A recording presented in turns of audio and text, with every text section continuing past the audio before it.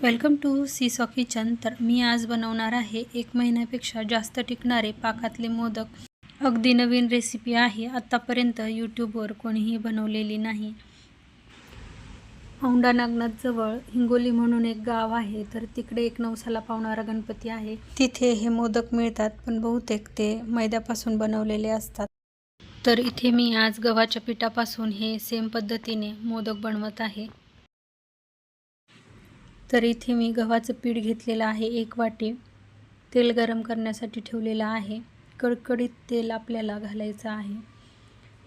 1 पळी तेल घातलेलं आहे, म्हणजे तेल मिक्स केल्यानंतर पिठाचा मुटका होईल एवढं आपल्याला तेल घालायचं आहे. अगोदर चमच्याच्या साहाय्याने मिक्स करून घेतलेलं आहे आणि थोडंसं थंड झालं की अशा पद्धतीने तेल पूर्ण पिठाला चोळून घ्यायचं आहे, म्हणजे मोदक आतून खुसखुशीत होतात. तर इथे मी तेल पूर्ण पिठाला चोळून घेतलेलं आहे. त्यानंतर थंड पाण्याने आपल्याला गोळा मळून घ्यायचा आहे.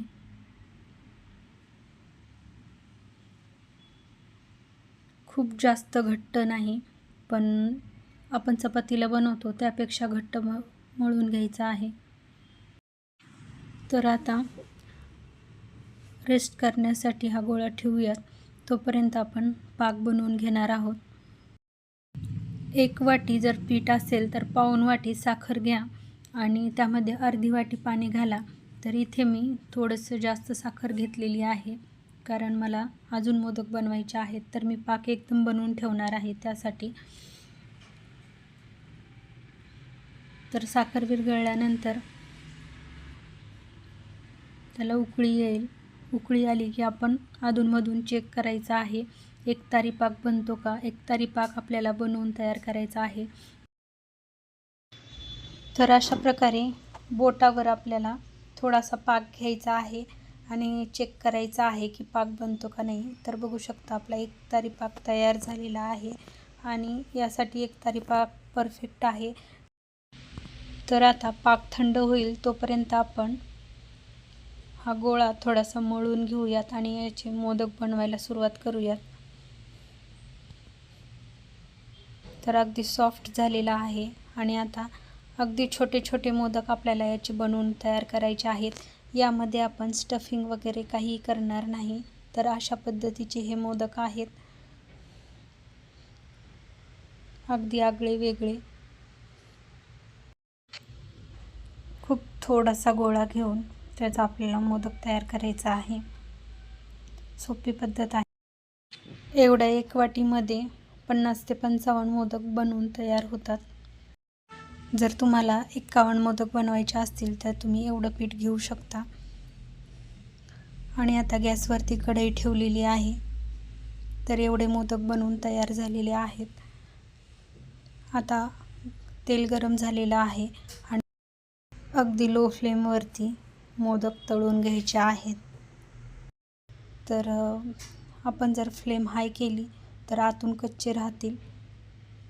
त्यासाठी थोडासा तळण्यासाठी वेळ लागतो, पण अगदी लो फ्लेमवरती तळले तर मस्त खरपूस असे मोदक बनवून तयार होतात.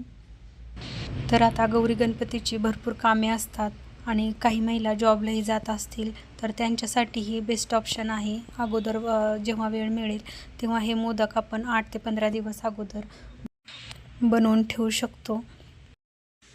किंवा सोसायटीचा गणपती असेल तर त्या ठिकाणी आपली जर आरती असेल तर त्या ठिकाणी आपल्याला प्रसाद न्यावा लागतो. तर हे मोदक तुम्ही अगोदर बनवून तयार करू शकता किंवा त्या दिवशी जरी केले तरी 100 ते 150 मोदक पटकन बनवून तयार होतात.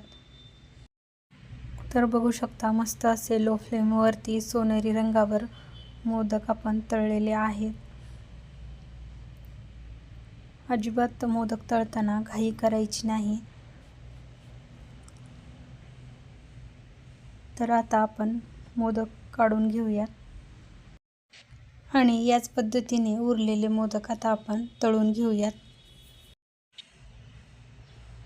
तर आता जे आपण पहिल्यांदा मोदक तळलेले आहेत तर ते थोडेसे थंड झालेले आहेत. तर आता पाकामध्ये टाकून घेऊयात आणि 10 मिनिटे पाकात ठेवून मग काढून घ्यायचे आहेत. तर आता आपले दुसरे मोदकही तळून तयार झालेले आहेत. तर पाकात टाकण्याच्या अगोदर मी तुम्हाला तळलेला मोदक फोडून दाखवलेला आहे. अगदी खुसखुशीत झालेला आहे. तर आता पाकातले मोदक आपण एखाद्या चाळणीवर किंवा असं झाऱ्यावरती पाक निथळण्यासाठी ठेवलेले आहेत आणि दुसरे जे आहेत ते पाकामध्ये ठेवलेले आहेत. तर 10 ते 15 मिनटानंतर मी चाळणीतले मोदक काढून प्लेटमध्ये ठेवलेले आहेत, कारण ते ड्राय झालेले आहेत थोडेसे. आणि नंतर बनवलेले मोदक आपण अशा प्रकारे पाक निथळण्यासाठी ठेवलेले आहेत.